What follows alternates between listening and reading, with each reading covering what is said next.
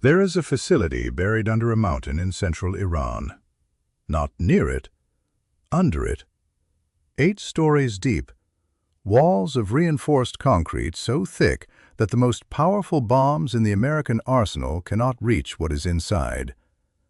Inside that mountain, Iranian scientists working around centrifuges spinning uranium gas at supersonic speeds, enriching it to levels that have no civilian purpose. Levels that are one technical step away from the material you need to build a nuclear weapon. Iran says it is for peaceful energy. American intelligence says Iran could have enough material for a nuclear weapon within weeks if it decided to move forward. And the question that every American president since 1979 has been trying to answer, the question that may define the next decade, is, what exactly do you do about it? To understand why this matters, you have to understand what Iran actually is. A map of the Middle East.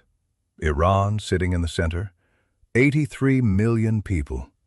One of the most educated populations in the region, sitting on top of the 4th largest oil reserves on Earth.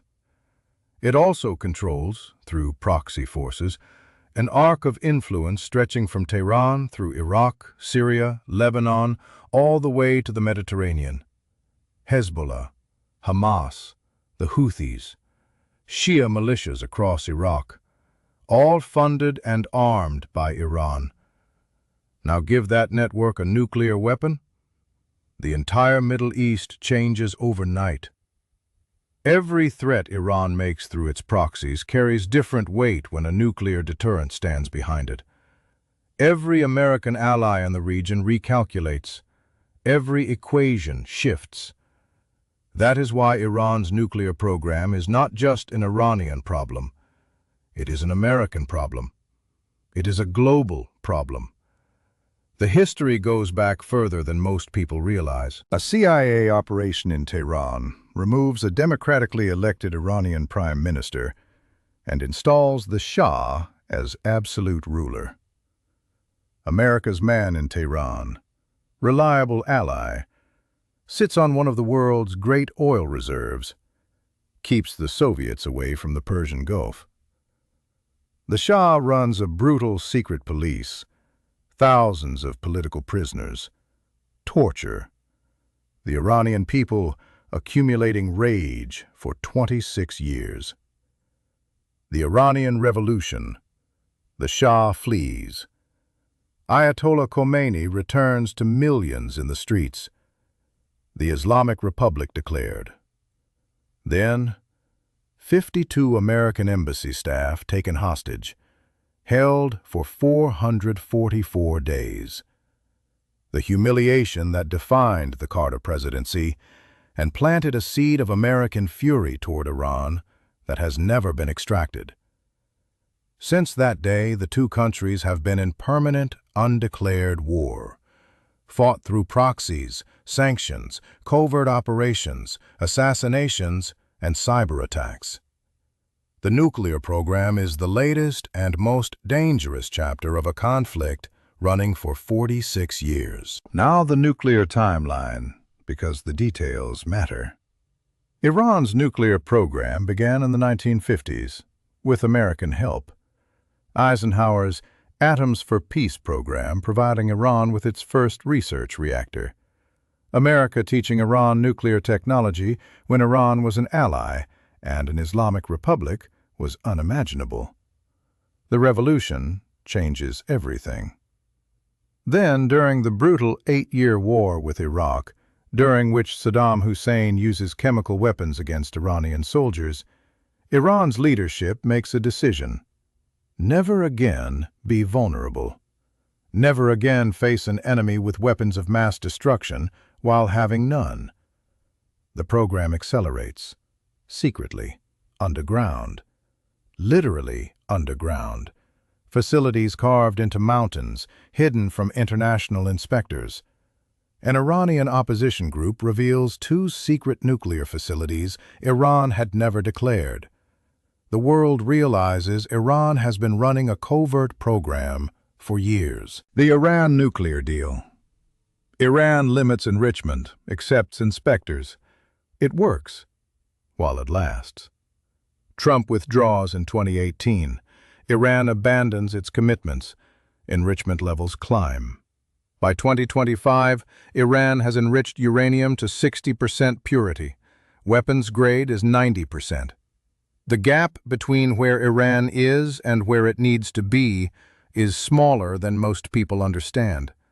American and Israeli intelligence estimate Iran could produce enough weapons-grade uranium for one bomb in weeks. Weeks, not years, not months. So why does every U.S. president want to destroy this program? The public reason is non-proliferation. A nuclear Iran triggers a nuclear arms race across the Middle East. Saudi Arabia has said explicitly, if Iran gets a nuclear weapon, Saudi Arabia will pursue one. Turkey, Egypt, an entire region potentially nuclearizing within a decade. The real reason?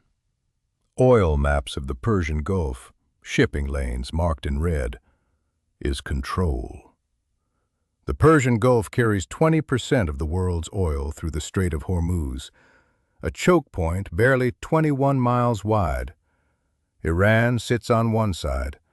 A nuclear Iran can threaten to close that strait, threaten American allies, and operate its proxy network with genuine impunity.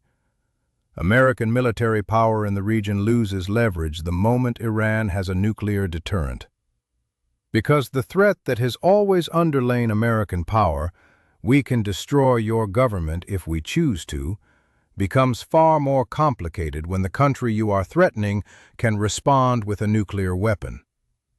This is about oil, regional dominance, the American alliance with Israel and Saudi Arabia, and the simple fact that a nuclear Iran changes every equation in the most strategically important region on Earth. Now the options, because this is where it gets dangerous. Diplomacy. A new nuclear deal. Iran limits enrichment, accepts inspectors. In exchange, sanctions relief. This has been tried. It worked until it didn't. The problem is trust. 46 years of coups, hostages, assassinations, and proxy wars have left both sides with none. Sanctions. Economic strangulation so severe, Iran is forced to negotiate. The problem? Sanctions have been running for decades, and Iran still has its program.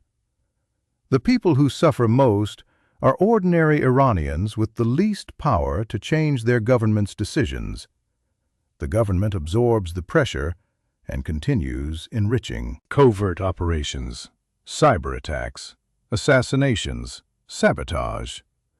The Stuxnet virus, the most sophisticated cyber weapon ever deployed, destroyed Iranian centrifuges by making them spin themselves apart while showing operators normal readings. It set the program back 2 years. Israeli intelligence has assassinated Iranian nuclear scientists on the streets of Tehran. Explosions at Iranian facilities under circumstances never officially explained. Covert operations slow the program. They do not stop it. Military strikes. The option everyone discusses and nobody wants to use. The facility under the mountain, Fordo, buried under 80 meters of rock and reinforced concrete. Only American B-2 stealth bombers carry weapons powerful enough to reach it. Israel does not have a bomb that can destroy Fordo. A strike would set the program back 2 to 5 years. It would not end it. And the retaliation, Iranian missiles hitting American bases, Hezbollah launching from Lebanon, Houthis from Yemen, Iran closing the Strait of Hormuz, triggers a regional war nobody is certain they can control. Every option has a cost that makes presidents hesitate. Every option buys time without solving the problem. And this is where we are in 2025. An American president in the Oval Office, facing the same problem that 6 presidents before him faced, and none of them solved. Iran closer to a nuclear weapon than it has ever been. The diplomatic path blocked by decades of broken agreements. The military path leading toward a regional war that could pull in Russia, which has been deepening its relationship with Tehran. The covert path buying months when the problem requires a permanent solution. There is a reason this has been called the most difficult foreign policy problem in the world. It has been running since before most of the people currently trying to solve it were born. It involves a country of 83 million people with a genuine grievance rooted in a CIA coup 70 years ago. It involves nuclear technology that once learned cannot be unlearned. The facility under the mountain is still there. The centrifuges are still spinning. The enrichment level is still climbing.